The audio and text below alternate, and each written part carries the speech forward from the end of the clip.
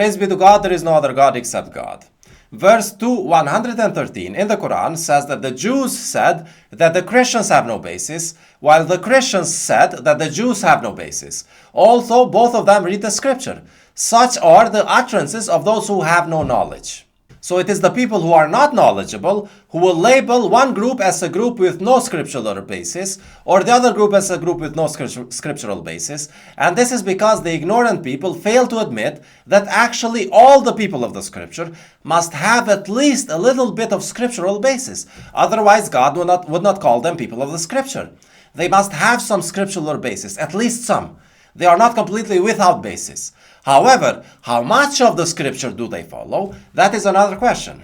So instead of labeling people into two distinct groups, people with scriptural basis or people without scriptural basis, the correct way, the way of the more knowledgeable, is to put them in a spectrum, which shows that all of them have at least a little bit of basis, but they vary on how much and in which direction. And to show you that, let me present a diagram. So here this line represents the spectrum of how much scriptural basis a certain religious group has. In the middle, we have the people who follow the full Quran, not more and not less.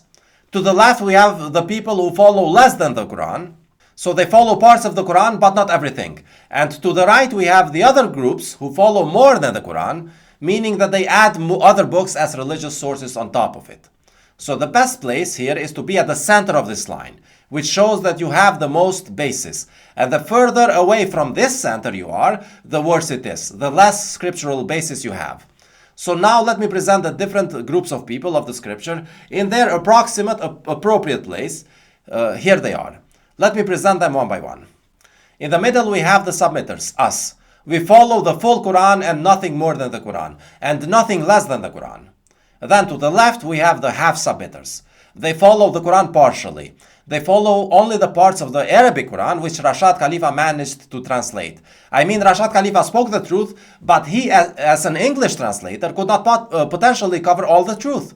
So there is additional truth in the Arabic Quran, and the half-submitters will not accept any part of it if it is not also found in the English version. And the English version is a true but limited version. So they are based on less than the Arabic Quran, less than the Quran. Then we have the Quranists, who are based on even less than that from the Quran. They tend to chop the Quran piece by piece and limit the Quran only in what they understand as an individual. Basically, they limit the Quran only to their intellectual capacities, which often are limited capacities, and they end up following less than the full Quran. They don't realize that they are people of the scripture, but by calling themselves Quranists, that's exactly what they are. The Quran is a scripture, and by calling yourself a Quranist, you put yourself in the group of the people of the scripture. And the Quran does not mention the people of the scripture as the authorized religious group. Then we have the Protestants, who are almost exactly the same as the Quranists, except that they do with the Bible what the Quranists do with the Quran. Their doctrine is sola scriptum, which means scripture alone, which according to them consists of only the Bible, which would not be the biggest problem, but then again, just like the Quranists, they will limit the Bible only to portions which they themselves understand. If someone understands more, they will deny it, just because they did not understand it first. Then we have the Anglicans, similar to Protestants, but their motives for following the scripture alone are more political rather than doctrinal. Then we have the Orthodox, who follow less than the full Quran, but they at least follow some aspects of it, like the doctrine of striving in the cause of God, and they understand the importance of hierarchy in religion and how to preserve information across generations and so on. Then we have the Catholics, who are very similar to the Orthodox, but they just tend to ignore more of the scripture to adjust their lifestyles more to the modern world. Then we have the Jews, who are the furthest away from having scriptural basis, because they do not only disregard the Quran, but they also disregard the gospel, which from the scriptural aspects is the meat of salvation, the essence of the scripture.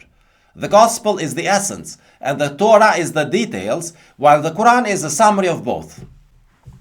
By the way, the Quran supports this ordering which I did here. For example, it tells us in verse 582 that the Christians are closer to the believers than the Jews are.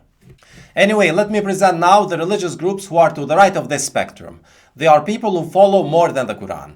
First, we have the Sunnis. Basically, in addition to the Quran, they follow additional books, which God never authorized, like the hadiths of Buhari, Tirmidhi, and so on. Then slightly further to the right, we have the Shias, who, in addition to the traditional hadiths which are attributed to Muhammad without his permission, they also have the hadiths and books which are attributed to Ali. Then further to the right, we have the Sufis, who follow even more unauthorized sources, like their spiritual masters and so on. Then we have the Barelvis and the Obandi, who actually follow even some books of political and doctrinal leaders of the recent times.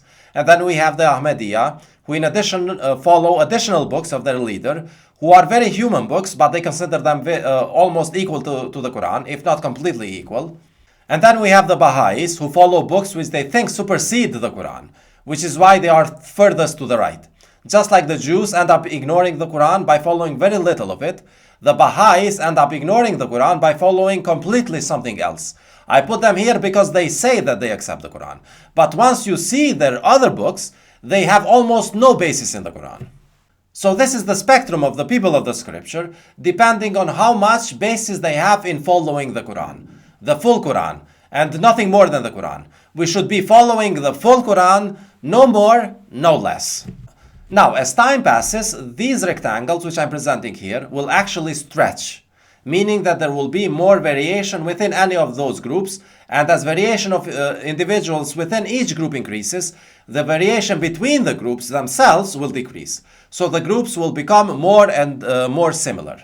Basically, you will be able to find Sunnis, for example, who are completely to the right of this diagram, and also Sunnis who are close to the center of this diagram, and so on. Or you might be able to find Jews who are completely to the left of this diagram, and Jews who are almost to the center of the graph. For example, there is a recent group of Jews who are called Messianic Jews, who are basically Jews who believe in Jesus, which means that they are Jews who have stressed their Jewishness closer to the center, all the way to the Protestants, and in some cases they have reached the Quranists. But anyway, in the future this diagram will become fuzzier, and each rectangle will be more stressed to the right and to the left, until each group here will be all over the place, and that's when the end of the world will come. But the correct group to be with is the submitters, because we follow the full Quran. We try not to ignore any parts of the Quran to the best of our ability, and we try not to follow any materials which can present information from other than the Quran. Of course, we do not manage to do it 100% of the time, which is why the rectangle here is a rectangle and not a single point. But we as a group are at the center of this spectrum. And the other groups also have some scriptural basis, but they also have deviated either to the right or to the left of this spectrum. And we know that they have deviated at least a little bit from the center because none of their names are found in the Quran as an authorized religion. But only the submitters here at the center are found in the Quran as the authorized group. The Quran says in verse 364, "Say, O followers of the scripture, let us come to a logical agreement between us and you, that we shall not worship except God, that we never set up any idols beside him, nor set up any human beings as lords beside God. If they turn away, say, bear witness that we are submitters."